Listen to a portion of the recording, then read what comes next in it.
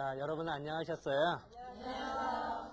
우리가 이제 겨울을 지나서 봄이 됐을 때, 이 나무 중에 잎이 나오기도 전부터 꽃이 피는 게 산수유 나무예요. 그래서 우리가 가끔 산에 갔을 때나 공원에 갔을 때, 그 산수유 꽃을 보고선 봄이 왔구나, 이걸 느낄 수 있어서. 그래서 오늘은 그 산수유에 대해서 잠깐 설명할까 합니다. 이, 산수유는 되게 이제 예전에는 우리나라에 없었다고 생각을 했었어요. 근데 이제 최근 연구에 의하면 그게 아니다. 중국이 원산지만이 아니라 우리나라도 산수유의 원산지다. 이런 이제 연구 조사 보고가 좀 있어요. 그래서 아직 학계에 논란은 있습니다만 어쨌든 우리나라 산수유가 되게 좋았었나 봐요. 그래서 약효로 봤을 때도 중국 거에 비해서 우리나라 게 더 좋아요. 그래서 우리나라 거를 먼저 쓰고, 근데 수유와 공급을 비교를 해보면은 이 공급량이 적어요. 그러다 보니까 이제 우리나라 걸 먼저 쓰고 이제 부족하면은 이제 중국 거를 이제 수입해서 쓰는, 이제 예전부터 그래왔어요. 그냥 만약에 이제 외국 나가서 산수유 사왔다 이러면 좀 그렇죠. 질이 떨어진 걸 사오는 격이 되니까. 그래서 어쨌든 예전부터 우리나라 산수유를 되게 최상품으로 여겼었다라는 기록들이 참 많이 나와요. 또 한의원에서 보면은 산수유를 참 많이 써요. 그러다 보니까 이제 가격도 상당히 좀 고가가 되고, 그러다 보니까 예전에 집안에 산수유 나무 한 3그루만 있으면은 자식을 대학교 보낼 수 있다, 뭐. 이런 이야기가, 전설 같은 이야기가 내려오고 있어요. 그러니까 예전에 한때 시세가 좋을 때는 자식을 가르치는데 또 많이 썼기 때문에 산수유 나무를 이제 대학교 보내는 나무다 해서 대학나무다. 이제 이런 이제 시골에서 얘기도 하고 그럽니다. 현재 우리나라 중부 이남 지역에 전체적으로 다 자라는데 되게 유명한 산지들 몇 군데가 있어요. 예를 들어서 전남의 구례라든지 화순, 곡성, 또 전북의 무주라든지, 또 경북의 봉화, 뭐 경기도의 여주, 이천, 양평, 우리나라 뭐 없는 데가 없어요. 다 유명한 것에 속해요. 이 산수유는 한문으로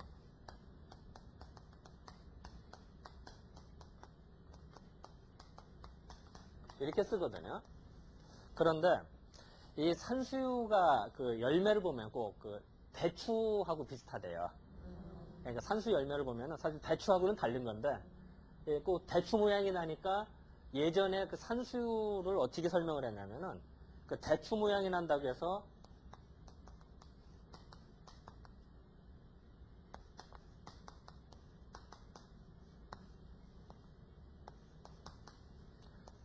이게 대추조자거든요. 그러니까 산수유를 먹고 약간 시큼한 맛이 나요. 신맛이 좀 나거든. 그러다 보니까 총나라 지역에 나온, 중국의 이제 서쪽에 해당이 돼요. 총나라 지역에 나오는 이게 신맛 산자예요. 신맛 난다. 우리 식초맛 할 때 하는, 그러니까 신맛 나는 대추 비슷한 거다. 뭐 이런 이제 이명들이 좀 있어요. 그러니까 이러는 이유도 예전에 산수유를 대추와 같이 인식을 했다. 사실 대추는 아니지만 이제 그렇게 이제 인식을 했다는 이제 증거들을 이제 볼 수가 있어요. 근데 또 재밌는 거는 이 산수유하고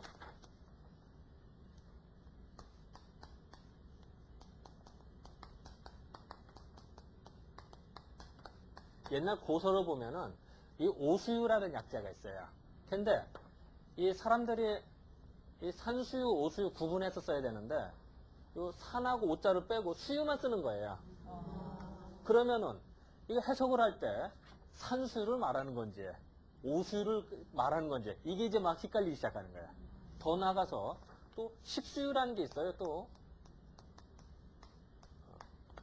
이것도 다 똑같이 수유자가 다 들어가, 3군데. 그러니까 산수유, 오수유, 식수유. 근데 이거 예전 책을 보면 그냥 수유로만 나와요. 근데 이게 정말 이제 저희들은 이제 고민이 되는 거죠. 과연 무엇을 말하는 건지.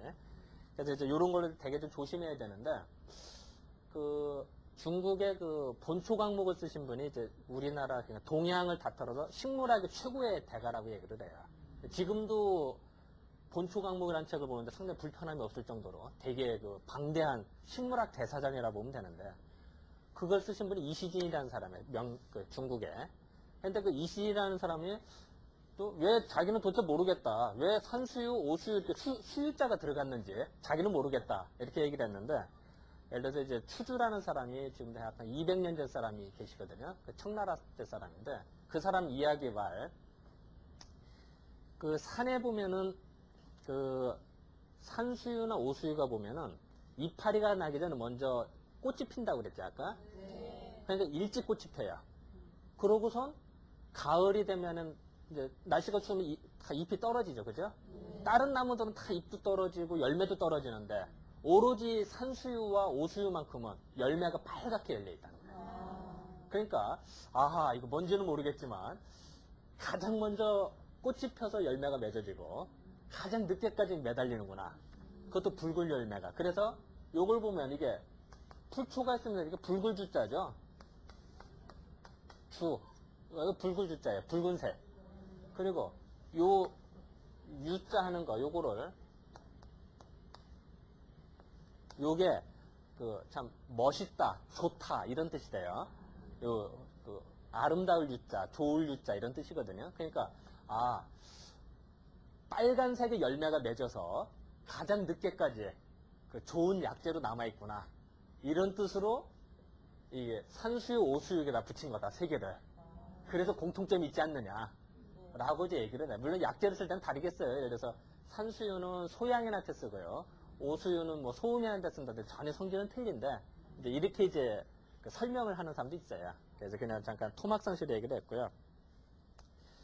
이 산수유를 먹다 보면은 재밌는 게 아까 말씀드렸듯이 약간 시큼한 맛이 난다 그랬죠. 그러다 보니까 간혹 이제 저도 그렇습니다만 한의원에서 이제 한약을 줘준단 말이에요. 한약을 주는데 예를 들어서 육미지왕탕이나 형방전 이런 처방들이 여러 가지에 산수유가 되게 들어가요. 근데 산수유가 들어가면 맛이 시금털털해요. 그러니까 어떤 사람들이 한약 막 가져가서 아 왜 그 신 거 줬냐고. 이거 왜 이거 오래된 거 신 걸 왜 줬냐고. 보관 잘못한 거 아니냐. 그런 얘기를 가끔 항의를 받아요. 근데 그 사실 이제 몰라서 하는 얘기고 산수유가 들은 그런 맛이 나요. 시금털털해져요. 그러니까 이건 이상한 게 아니라. 또 시골에서 그 산수유를 먹을 때 보면은 되게 씨를 제거를 해, 씨. 그러니까 산수유 씨는 먹는 게 아니에요. 그러니까 끓여 먹을 때도 꼭 씨를 제거를 해야 되는데, 그 산수유는 제가 아까 그 시큼한 맛이 난다 그랬죠? 그러니까 그것이 우리도 식초 같은 걸 먹으면 어때요? 몸이 움츠러들죠? 우리 매운 거 먹으면 어때요? 어우 더워 이렇게 하죠. 시큼한 거 몸 움츠러. 이런 식으로 사람의 그 정이라고 하는 거, 정이라고 하는 것이 이렇게 흘러나갈 때, 그러니까 유정이라고 해서 남자들 이제 소변 볼 때 정에 흘러나오는 증상들이 있다든지, 아니면 이제 물건이 잘 안 쓴다든지 이런 증상들을 한의학에서는 이제 유정이라서 정액이 흘러나간다고 생각을 했어요. 근데 그거를 그 식초만 나는 거, 그냥 신맛을 먹으면 몸이 움츠러들듯이 나가는 거를 빨아들인대요. 그냥 흘러나갈 거를 일로 와 하고 잡아들는 그렇게 생각을 한 거예요. 그러다 보니까 산수유가 그 잘은 모르겠지만 뭔가 시큼한 맛으로 신장, 한의학에서는 이제 그 신이라고 하초를 말해요. 하초의 기운을 뭔가 좀 보강해 주는구나 이런 생각을 하게 됐어요. 그리고 실질적으로 사람한테 써봤더니 정말 좋은 거예요. 그래서 이제 한의학이 많이 이제 뭐 제가 썼다기보다도 제 선배들 100년 전, 200년, 500년 전 고참들이 무수히 많은 그 경험 속에서 이제 노하우가 많이 쌓여진 거죠. 그래서 이제 그 산수유는 이제 그런 식으로 우리 한의학에서 말하면 이제 신경이라고, 신경과 간경으로, 사실상 이렇게 하면 참 이게 무슨 말인지 참 이게 이렇게 하는데요. 이 한의학에서 신이라고 하면은 우리는 또 신하면 신장, 콩팥을 생각하죠. 근데 한의학에서는 콩팥만이 아니라 콩팥이나 방광이나 자궁이나 생식 기능이나 이 모든 거를 다 통틀어서 우리는 신이라는 개념을 써요. 그러니까 어떤 생각하면 사실은 콩팥하고 방광하고 다르죠, 사실. 자궁하고도 다르고. 하지만 한의학에서는 다 같은 개념을 생각하고, 좋아지면 같이 좋아지고 나빠지면 같이 나빠진다고 생각을 했었어요. 또 이 간 하면은 우리 이제 우리 보통 말하는 간을 말해요. 근데 이제 간장인데 이제 그쪽 부위의 기운들을 이 산수유가 들어간대요. 왜냐하면 이제 산수유가 아까 봄에 일찍 핀다고 그랬죠?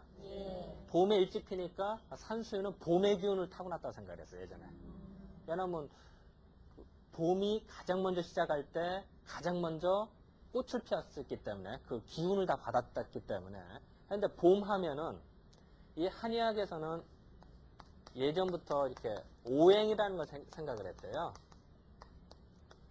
그래서 목, 화, 토, 금, 수로 생각해서 목이라고 하는 거는 기운이 솟구치는 때래요. 그리고 예를 들어서 이제 추나 추동으로 보면 이게 봄에 해당이 되고 이거는 여름, 가을, 겨울에 해당이 되고 또 아침에 해당이 될 수도 있겠죠. 아침, 점심, 저녁, 한밤중 뭐 이렇게 생각을 했대요. 또 여기는 이제 예를 들어서 그러니까 목의 기운이라고 하는 거는 이제 봄철에 그 싹이 나오죠. 싹이 나서 이제 솟구친 힘이 강하대요. 그리고 여름에는 어때요? 이렇게 기운이 퍼져나간대요. 그리고 가을은 이제 우리 가을 되면 어때요? 마음이 좀 스산해지죠. 그리고 이렇게 뭔가 좀 이렇게 정리를 하는 때가 돼요. 그리고 식물도 낙엽을 떨어뜨리고 동물도 다 이렇게 겨울살이 준비를 하고 하듯이 이거를 뭔가 정리하는 이런 느낌이고 겨울에는 꼼짝 않고 있죠 우리. 그래서 되게 봄철에는 일 벌리고 남녀간에도 되게 일 벌리죠. 동물도 그렇고. 그랬다가 여름에는 무성했다가 가을에는 정리를 하고 겨울에는 꽁꽁 숨어 지내는 이런 식으로 이제 생각을 했대요. 마찬가지로 이 산수유는 이 목의 기운을 타고났대요. 그래서 그 기운을 이렇게 다 솟구친다든지 이렇게 좀 화기. 그리고 산수유가 빨간하죠. 그래서 예전에 산수유가 열기가 있다고 생각을 했어요. 화기.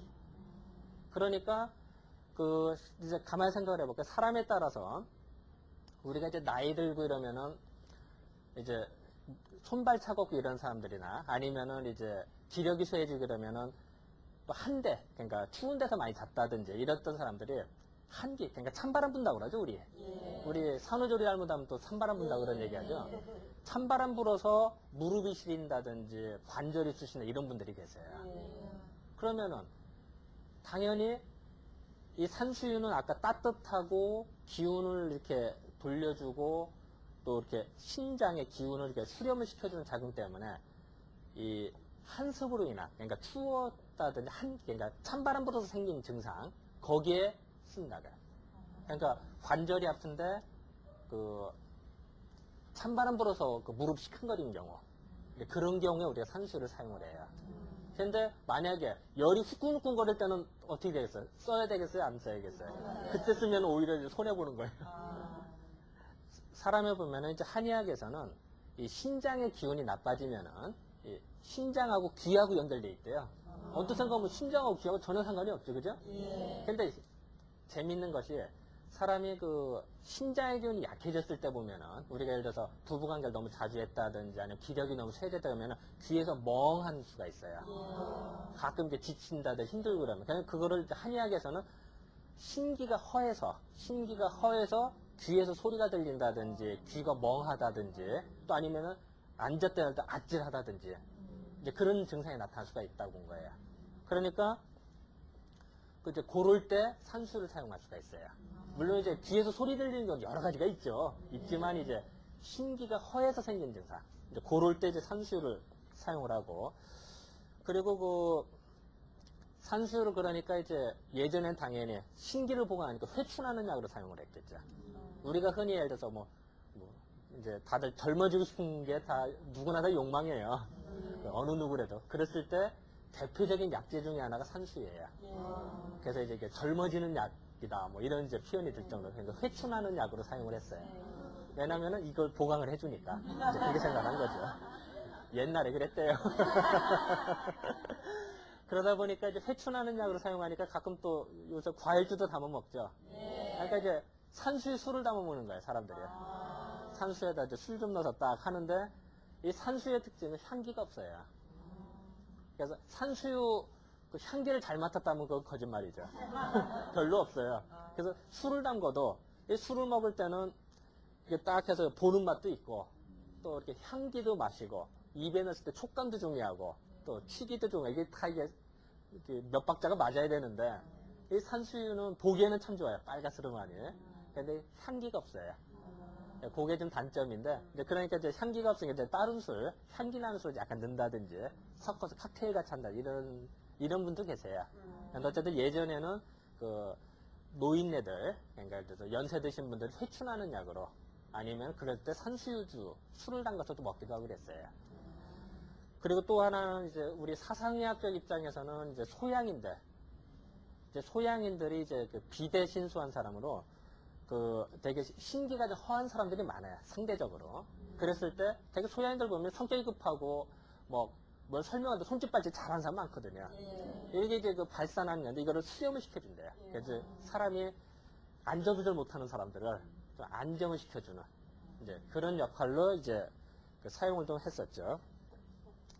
그리고 또 하나는 그 예전 또 기록을 보면 또 구황식물로도 사용했대요. 예전에 이제 그 식량이 없고 부족할 때, 이럴 때 보면은 이제 가끔 그 산수유를 식량 대용으로 또 먹었는데, 참 지금 생각해 보면은 식량 대용으로 먹었지만 그래도 그 기를 보관하는데 아주 좋지 않았을까. 근데 하나 단점은 속에 열이 많은 사람한테는 손해를 봐요. 오히려. 그러니까 열 많은 사람한테는 오히려 화기를 오히려 솟구치게 하니까 더 손해를 보고 속에 냉하면서 차가우면서 신기가 풀어지는 신기가 약해진 사람한테는 좋지만 그 열이 뻗치는 사람한테는 오히려 손해를 본다. 이런 이제 특징이 좀 있죠. 그래서 어쨌든 그 오늘은 그 산수가 사실은 식품으로 별로 안 쓰기 때문에 약간 좀 어렵죠. 예, 약재 설명을 하다 보니까. 근데 이제 가끔가다 이제 이렇게 그 술 담아 먹는 사람도 있고 또 산수유 뭐 환을 먹는다든지 이제 이런 건강식품을 먹는 사람 간혹 계세요. 그래서 이제 오늘 그냥 특별히 오늘은 그냥 산수유에 대해서 잠깐 설명을 해드렸습니다. 자, 오늘은 이 정도로만 할까요? 네, 감사합니다.